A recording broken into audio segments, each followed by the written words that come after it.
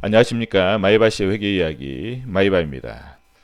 제가 뭐 이메일이나 쪽지로 많이 오는 질문 중에 이자율, 금리에 대해서 물어보시는 분들이 많아요. 그런데 저는 경제학자도 아니고 경제학과를 나오지도 않았습니다. 물론 이제 경제학에 대해서 공부는 좀 많이 했는데 몰라요. 아직도 모르겠어요. 이 자체를 모르겠고, 그리고 뭐 경제학자마다 예측하는 그런 부분들 자체도 다 틀리잖아요. 틀리고 또 예측하는 게 쉽지가 않을 것 같아요. 그렇죠? 그렇기 때문에 그러면 주식 투자자는 어떤 관점에서 금리를 바라봐야 되냐, 이런 부분만 간단하게 제가 그냥 생각하고 있는 것들, 제가 정리하고 블로그에 정리했던 그런 내용들만 그냥 간단하게 소개시켜 드리는 걸로 좀 대체를 할게요. 답변을. 좀 저는 이제 뭐 제가 좀 더 복잡해요. 금리는 훨씬 더 복잡한 문제고 또 거시 경제는 훨씬 더 복잡해요. 그런데 우리가 너무 복잡하게 공부를 하다 보면 공부를 안 하느니만 못해요. 그래 기본적인 베이스는 깔아놓고 거기에서 추가적으로 더 공부하고 그렇게 나가는 목적으로 그냥 기본적인 베이스다. 그 정도 선에서만 그냥 좀 판단을 좀 그렇게 그런 식으로 생각을 해주셨으면 좋겠습니다. 우선 기본적으로 금리와 주가는 반대로 움직인다는 거, 이거 하나 정도는 좀 기억해 두시고, 그 다음에 금리가 절대적으로 낮은 수준에서는 주가가 상승한다. 왜냐? 그리고 금리가 절대적으로 높은 수준에서는 주가가 하락한다.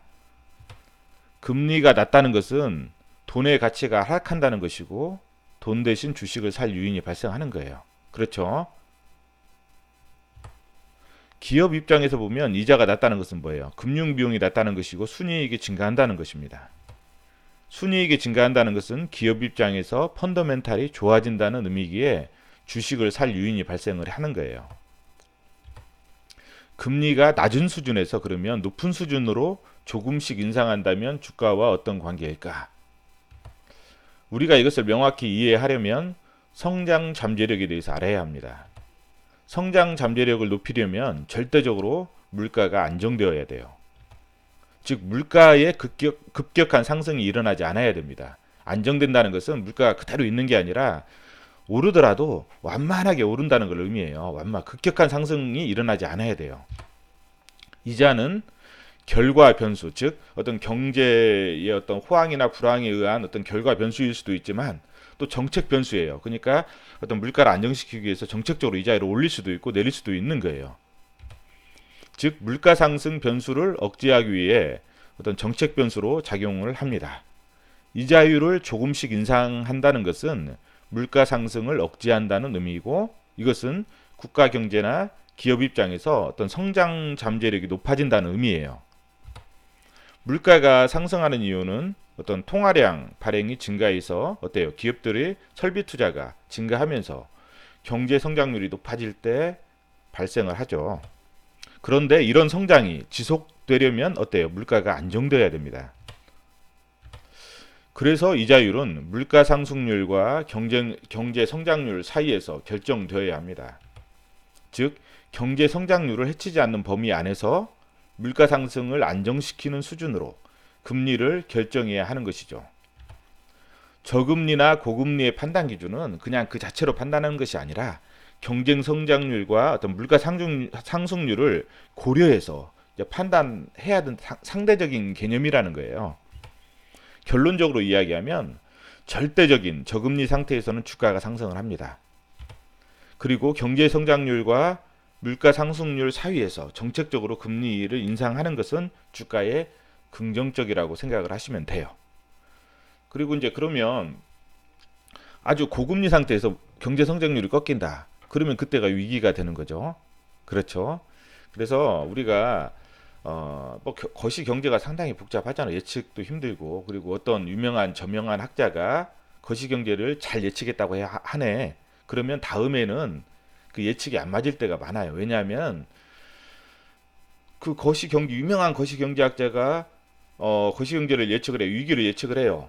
그러면 뭐예요? 국가들마다 그 유명하기 때문에 어때요? 대응 정책을 마련을 합니다. 그렇기 때문에 의외로 유명한 경제학자들이 위기를 예측할수록 정책이 마련되기 때문에 의외로 예측과 반대가 될 수가 있어요. 이런 부분들이 있기 때문에 거시경제는 우리가 함부로 어떤 신문 기사라든지 그런 부분들을 보고 판단할 것이 아니라 저는 개인적으로 그래요. 저는 개인적으로 제가 보는 것은 제가 맞을 수도 있고 틀릴 수도 있고 저는 뭐 아주 일개 아주 정말 실력이 없는 아주 하수인 그러한 개인 투자자예요. 아주 하수인 개인 투자자가 이제 공부하는 과정에서 저는 개인적으로 이런 생각으로 투자한다는 거죠. 제 개인적인 생각을 말할 수 있잖아요.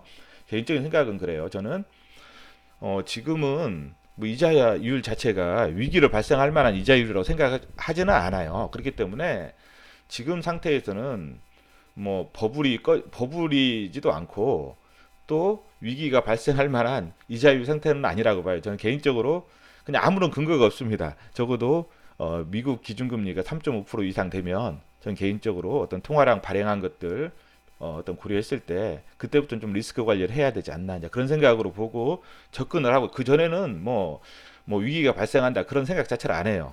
그렇기 때문에 이제 그런 관점에서 지금 보고 있고 조금씩 완만하게 물가를 안정시키면서 올리는 정책 변수로서의 이자율 상승은 저는 긍정적으로 보고 있고 그게 어떻게 보면 대세 상승장으로 가는 하나의 지표라고 생각을 하고 있습니다. 그래서 만약 어느 정도 절대적인 이자율 수준이 높아졌을 때는 개인적으로 그때가 위기다.